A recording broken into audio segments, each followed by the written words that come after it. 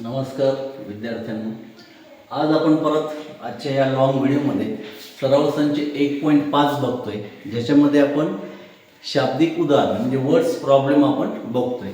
या शाब्दिक उदाहरणामध्ये आपण 4 ते 5 एक्झाम्पल पाहिले। त्यामध्ये तुम्ही बघितलं असेल की अझम्पशन खूप महत्त्वाचं आहे, ॲझ्युम करावं लागेल। ॲझ्युम केल्यानंतर इक्वेशन म्हणजे समीकरण तयार होतं आणि समीकरण तयार झाल्यानंतर त्यामध्ये दोन्ही चलापैकी एका चलाचं निरसन करून दोन्ही चलाच्या किमती काढायच्या, जेणेकरून आपलं समीकरण सॉल्व्ह होईल। त्याच टाईपचा एक प्रॉब्लेम आहे, सेम बघूया आपण, जो 3 मार्काचा आहे आणि मार्च 2026 मध्ये विचारलेला आहे। एक्झाम्पल काय पाहूया। एका अपूर्णांकाचा छेद हा अंशाच्या दुपटीपेक्षा 4 ने मोठा आहे। जर अंश आणि छेद दोन्ही 6 ने कमी केले तर छेद हा अंशाच्या 12 पट होतो, तर तो अपूर्णांक काढा। याच्यामध्ये अंश आणि छेद आपल्याला ॲझ्युम करावं लागेल। इथे लिहायचे, समजा अपूर्णांकाचा अंश बरोबर x व छेद बरोबर y मानू।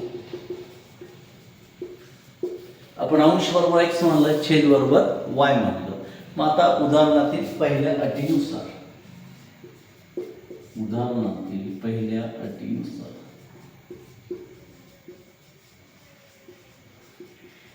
मग छेद आणि अंश एकमेकांसमोर ठेवू, छेद y अंश x। उदाहरणातील पहिले काय की छेद हा अंशाच्या दुपटीपेक्षा, दुप्पट म्हणजे 2 ने गुण आहे, तर पट म्हणजे गुणिले 4 ने मोठा आहे। 4 ने मोठा आहे किंवा अधिक आहे तर त्या ठिकाणी बेरीज होईल।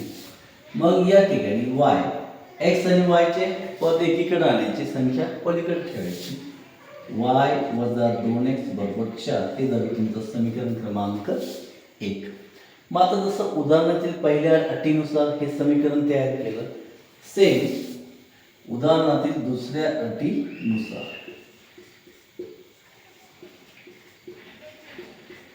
आता दुसरी अट काय ते बघूया आपण। दुसरी अट परत छेद बरोबर अंश ठेवायचा आहे, पण अंश आणि छेद 6 ने कमी करायचे। कमी करायचे म्हणजे वजाबाकी, y वजा 6 बरोबर x उणे 6।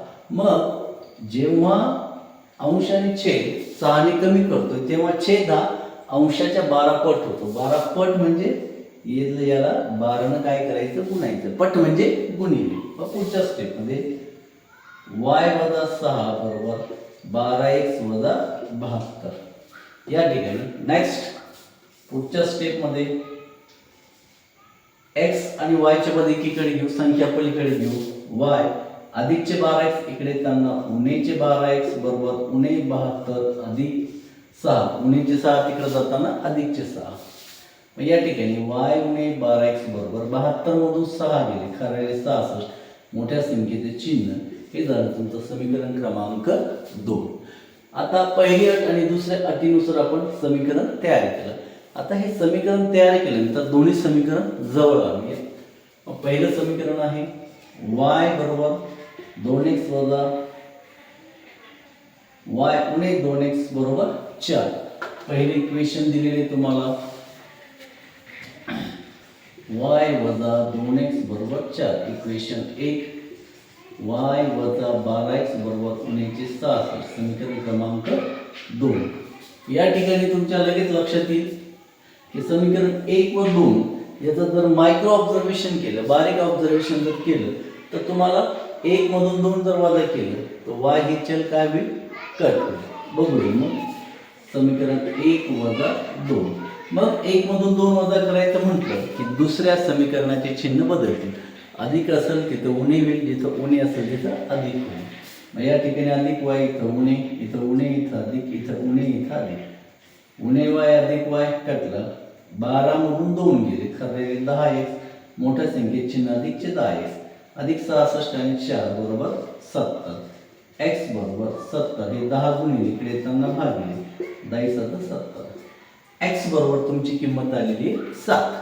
आता जेव्हा x बरोबर 7 आली तेव्हा ही किंमत समीकरण 1 मध्ये ठेवून आपण y ची किंमत काढूया। मग याच ठिकाणी आपण बघूया